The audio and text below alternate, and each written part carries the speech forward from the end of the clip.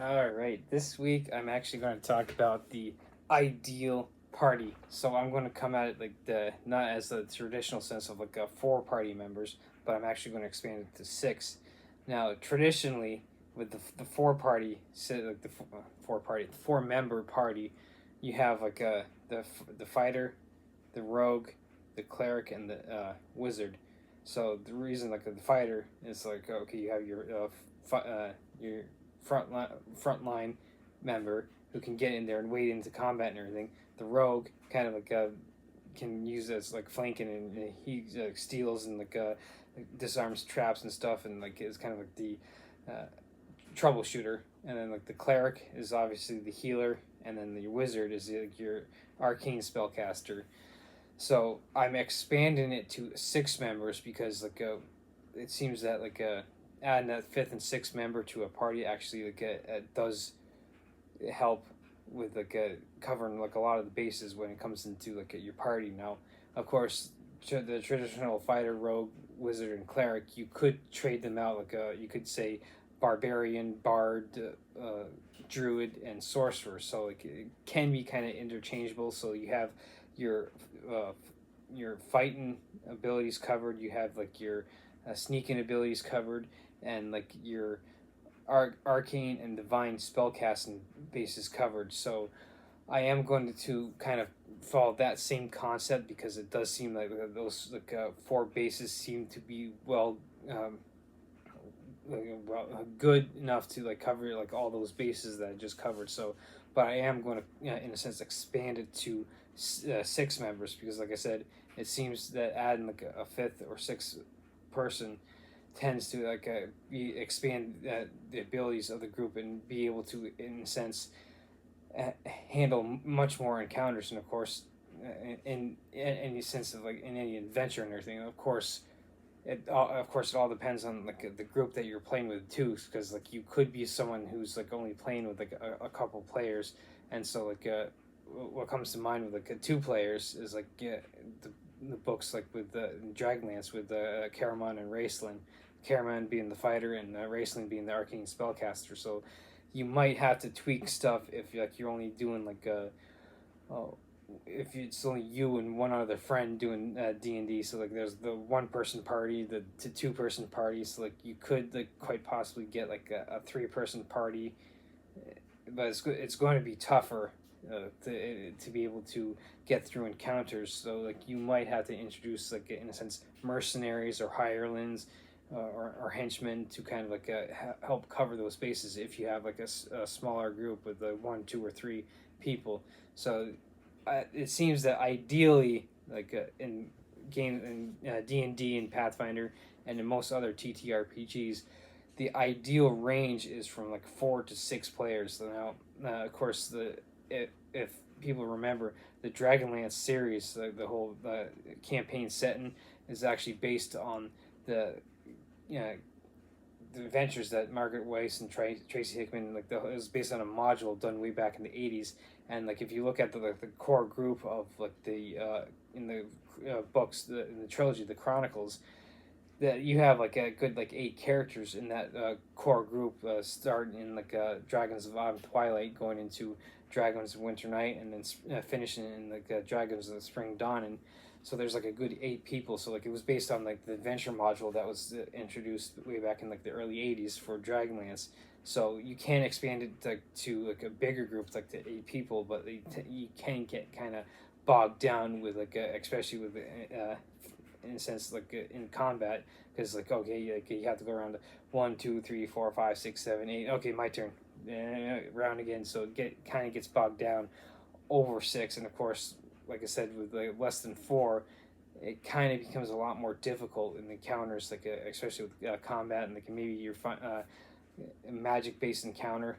And so like you might be like a deficient in maybe an arcane spellcaster or something, like you might have trouble in a spellcasting encounter. And so this is why usually they say 4 to 6 is the ideal range for a party. So I'm going to come at it from like a six person party, which like I would think is like the perfect way, because first and foremost with the classes, what you want to do is you want to have two fighting classes. So I'm going to pick.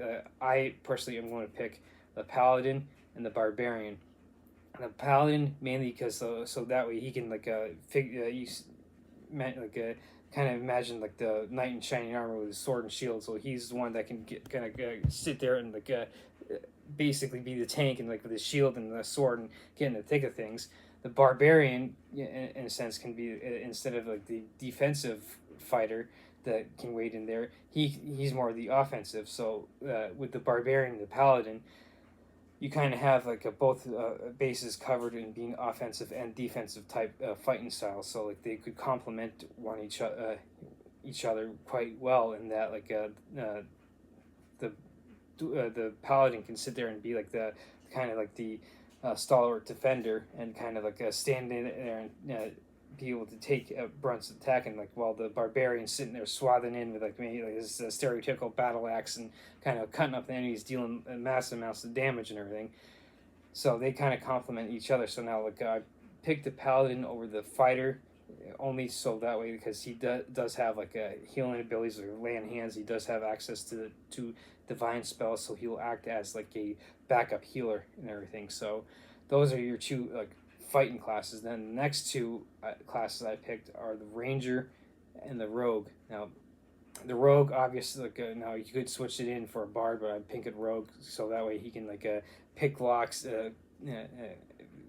pickpocket, steal, and like kind of sneak around. And like while the paladin and the fighter are sitting there battling out, he can sneak around and flank the enemies, and so that's where he comes in handy. So, and the same thing like with the rogue. So like while the rogue is flanking on one side, the ranger can flank on the other side, and of course the ranger is stereotypically good with the bow and arrow, so he can actually give like support with ranged attacks and everything. So while the barbarian and paladin are in melee combat, he can like in a sense act as like a sniper, and like the same thing like with the rogue as he's doing like his sneak attack, he can start there chucking daggers and stuff with his sneak attacks. So now you got those covered. Of course, the ranger can also like and rogue can act as like a scouts to kind of go ahead of the group and everything, come back as being the stealthier types of classes. They can do that scouting and come back and like, oh hey, look, we were expecting an ambush. You got a bunch of orcs or like goblins out here in around the bend of the trail. They're expecting us to come this way, so we can sneak this way and everything. So they can act as scouts. Now, with the spell casting, I'm going to go like with the traditional like cleric and the wizard, even though you could, in a sense, substitute the druid and the sorcerer, or like for your arcane spellcasters, you could also, as now, like especially in 5th edition, you could substitute the warlock as well. So, but I'm going to stick with the traditional cleric and wizard. So, the cleric will be your primary healer. So, like now he could, in a sense, like wade in right behind the paladin and the barbarian and kind of help out as like a support character in combat, because like traditionally they do have access to armor and stuff, and so he would be able to defend himself while he's sitting there casting the healing spells on your two main tanks or whatever. And so you got your healing covered now, and of course, like I said, you have your backup healer with your paladin. That's why I went with the paladin over the fighter. And of course, with the wizard, now you could, in a sense, get like a specialist wizard, like the illusionist, or like a conjurer or a summoner or something. But I'm going to say like a purely like a wizard, not like a specialist, so they have more access to more spells. And so while like everyone else is like busy, like for instance, like the ranger and rogue are flanking, the barbarian and paladin are wading into the combat, and like the cleric is right behind them casting spells, and like the wizard can sit there and act as like a sniper, sort of like the ranger, but with his magic. So he can sit there cast like a magic missile, Mel's acid arrow. He can like cast lightning bolt, and of course like if things start turning sour once they get to higher levels, the wizard will have access to stuff like the famous fireball. So he can like they can yell to me, "Hey guys, it's time to fall back and everything. It's time for me to turn everyone to like a crispy." In a sense, crispy chicken and everything. So that as they fall back, he casts a fireball. So he's acting as like kind of like the spell cast and support. And of course, he could also like in the other spells kind of like be able to cast like in a sense defensive spells like maybe he casts like a mage armor on like the barbarian to help increase his AC, well, so he can maybe dodge attacks and be able to deflect blows easier while he's like swathing through.